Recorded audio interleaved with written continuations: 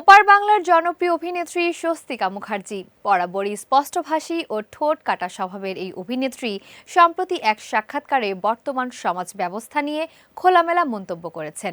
একই সঙ্গে জানিয়েছেন ২০২৬ সালের জন্য নেওয়া নিজের এক বিশেষ সংকল্পের কথা। স্বস্তিকা জানান, ছোটবেলায় প্রতিবেশীরা মায়ের মৃত্যুর দিনে তার জীবনের দৃষ্টিভঙ্গি পুরোপুরি বদলে দেয়। তিনি বলেন, মায়ের মৃত্যুর পরদিন সকালেই প্রতিবেশী এসে জানতে চান মরদেহ দাহ করা হয়েছে কিনা। সেই দিনটা আমার জন্য আই ওপেনার ছিল। সেদিন থেকেই অবাক হওয়ার বন্ধ করে দিয়েছি। বুঝেছি এখনকার পৃথিবীটা আসলে সবাই নিজেকে নিয়ে ব্যস্ত। তার মতে এখন সব বিপ্লব সোশ্যাল মিডিয়ায় হয়, কারণ এতে জিরো এফোর্ট লাগে। মানুষের এই তৎপরতার মধ্যে কোনো সত্যতা নেই। এদিকে নতুন পরিচালকদের সঙ্গে কাজ করতে গিয়ে নানা চ্যালেঞ্জের মুখোমুখি হন স্বস্তিকা।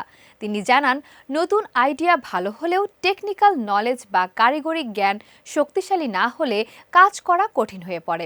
প্রয়োজনে তিনি সেটে বকাবকি করতেও দ্বিধা করেন না বলে জানান। অন্যদিকে লিঙ্গ বৈষম্য নিয়ে আক্ষেপ করে তিনি বলেন, বিশ্বকাপজয়ী দলকেও আমরা ইন্ডিয়ান ক্রিকেট টিম না বলে মহিলা ক্রিকেট টিম বলি। আসলে সবকিছুর আগে মহিলা ট্যাগ লাগিয়ে আমাদের আলাদা করে দেওয়া হয়।